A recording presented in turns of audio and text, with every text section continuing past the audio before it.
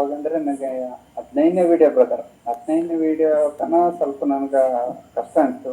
ಹ್ಮ್ ಹ್ಮ್ 16ನೇ ವಿಡಿಯೋಯಿಂದ full ಈಸಿನೇ brother. ಇದೇನು ನನಗೆ ಒಂದು 10 ಮಿನಿಟ್ಸು ಇಲ್ಲ ಇದು ಕೆಲಸ ಮಾಡೋಕ್ಕೆ, ನನಗೆ ವರ್ಕ್ ಮಾಡೋಕ್ಕೆ. ಇದು ಯಾವುದು ಫುಲ್ ತುಂಬ. ಈಸಿ ಇದೆ. ಹ್ಮ್ ನೀವು ಹ್ಮ್ ಕೂಡ ತುಂಬಾ ಚೆನ್ನಾಗಿ ಹೇಳ್ಕೊಟ್ಟಿದ್ದೀರಾ ನನಗೆ. ಯಾ ನಾನು ಯಾ ಯಾವಾಗ ಮೆಸೇಜ್ ಹಾಕಿದರೂ ಕೂಡ ಚೆನ್ನಾಗಿ ರಿಪ್ಲೈ ಮಾಡ್ಕೊಟ್ಟಿದ್ದೀರಾ.